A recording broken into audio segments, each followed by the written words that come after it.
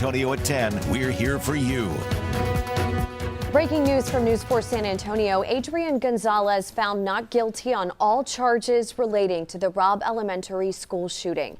Thanks for joining us tonight. I'm Mandy Noel. The jury reached the decision after 7 hours of deliberations.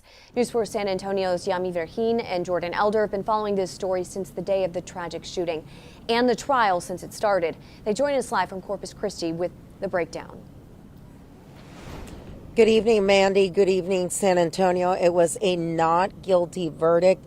And as you can imagine, for many of the families that were in that courtroom, that was heartbreaking. Many of them, when they came out, they talked about a second failure, another time that they feel the system has failed their children. You see them, you hear the mothers crying as they walked out of that courtroom.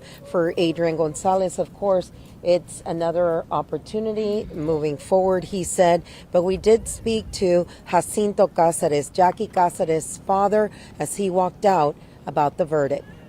We've been failed again, and it's going to keep on happening if things don't change. I mean, I'm angry, I'm sad. I respect the jury's decision, but what message does it send out there? That if you're an officer, you can simply stand by, stand down, stand idle, and not do anything and wait for everybody to be executed, killed, slaughtered, massacred? Is that the message that you sent today? And Nico LaHood spoke about Adrian Gonzales being at the bottom of the totem pole. In all, it was 376 officers that were there that night. And Jordan, they still have more trials coming up, one more trial coming up. What exactly did they speak about, or did you see in the courtroom, since you were one of the reporters that was in there?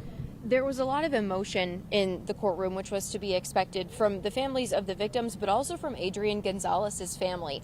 We also saw Adrian Gonzales himself get emotional when that verdict was read. We haven't seen a lot of that from him over the course of this trial. He spoke with media very briefly with his defense attorneys after the verdict came down.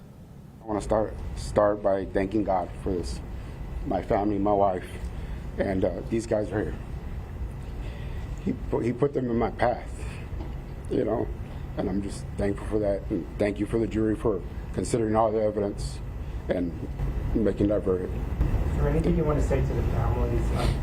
No, not right now.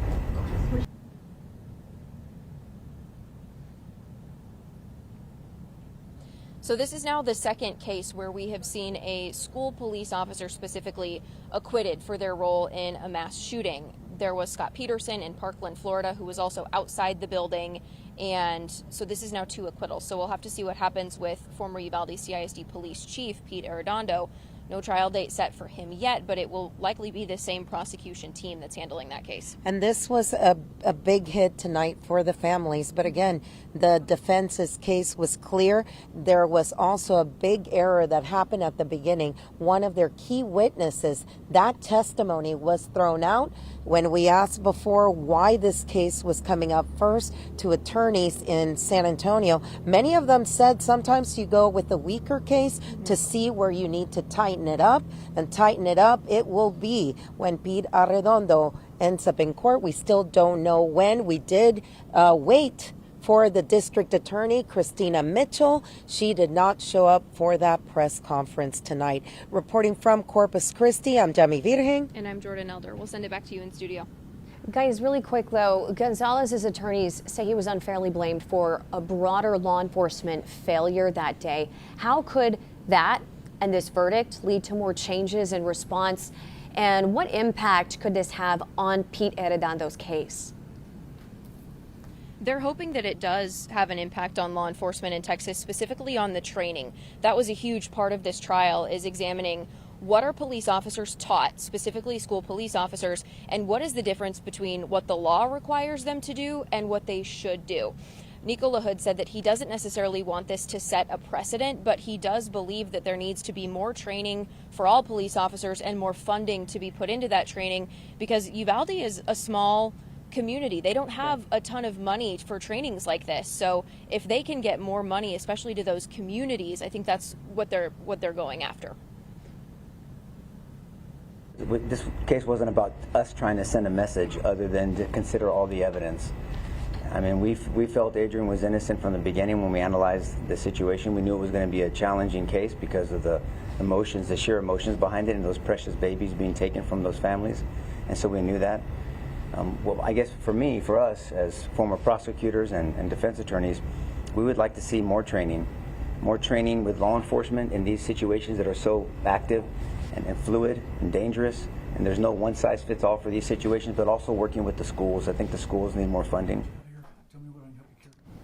The schools definitely need more funding, more training, and there were fatal errors that were made that day. So we're hoping that things do change. And again, you know, we're still fighting to get answers. Why do we keep fighting and asking for the documents that the school district hasn't turned over? Because the only way that we're going to learn is from past mistakes. So we're hoping that we'll get those documents soon, and we're going to send it back to you in the studio in San Antonio.